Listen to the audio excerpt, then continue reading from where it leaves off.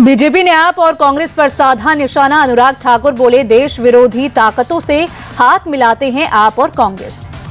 BJP बोली, राहुल गांधी और Kejriwal double dating करते हैं। अफजल गुरु हो या कोई और मामला, कांग्रेस और आप का स्टैंड एक।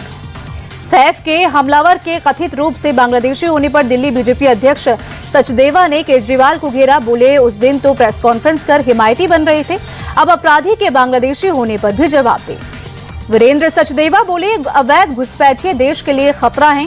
केजरीवाल अपने करीबी घुसपैठियों को बसा रहे हैं। दिल्ली चुनाव में 14 जनसभाएं करेंगे यूपी सीएम योगी। 23 जनवरी को पहली रैली। मुस्लिम बहुल इलाकों में भी जाएंगे योगी। दिल्ली के प्रचार में योगी की एंट्री पर आप नेता सौरभ भारद्वाज बोले, बटेंगे तो कटेंगे नारे पर कोई नहीं आता। दिल्ली के बच्चों को बटेंगे कटेंगे में ना उलझाएं। आपने पोस्टर जारी कर फिर किया बीजेपी पर हमला। पूछा, बीजेपी वालों अब तो बता दो कौन है तुम्हारा दुल्हा। आपने बीजेपी के खिलाफ जारी किया पोस्टर, लोकतंत्र के हथियारों की टोली बताया। अमित शाह प्रवेश वर्मा की फोटो लगाकर लिखा, चुनाव हारता देख हमले करवाने वाली गैंग्स ऑफ बीजेपी। दिल्ली को लेकर बोली राज्यसभा सांसद स्वाति मालीवाल, दिल्ली की हालत पहले कभी इतनी खराब नहीं थी जितनी आज है। सड़कें टूटी हुई हैं, घरों में दूषित पानी आ रहा है। संदीप दीक्षित ने आप और बीजेपी पर साधा निशाना। बोले, वो अपने बनाए मुद्दों पर ही आपस में लड़ रहे हैं। वो विकास की बात नहीं करते, हम विकास के मुद्दों पर ही चुनाव लड़ रहे हैं। दिल्ली चुनाव को लेकर बोले कांग्रेस नेता सचिन पायलट, दिल्ली में कांग्रेस की स्थिति मजबूत, हमारे पक्ष में परिणाम आएंगे।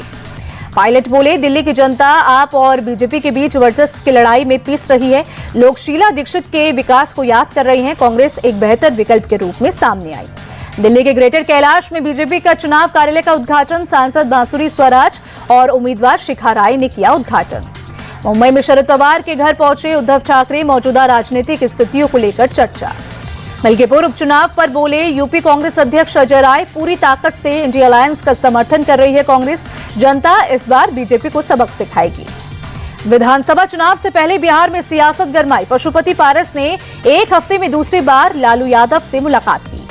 संजय कुमार झा ने सीएम नीतीश की तारीफ की। कहा, 1931 के बाद नीतीश कुमार देश के एकमात्र नेता है जिन्होंने जातीय जनगणना करवाई, उसके रिजल्ट पर काम भी किया।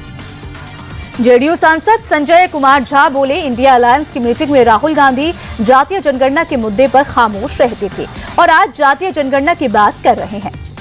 एनडीए पार्टनर और हम चीफ जितन राम मांझी बोले, बिहार चुनाव में अपनी ताकत दिखाएंगे। दिल्ली और झारखंड में हमारी अनदेखी हुई। जनसुराज चीफ प्रशांत किशोर ने बाइक रैली की शुरुआत की। शिक्षा व्यवस्था और भ्रष्ट परीक्षा व्यवस्था के खिलाफ आवाज उठाएगी पार्टी।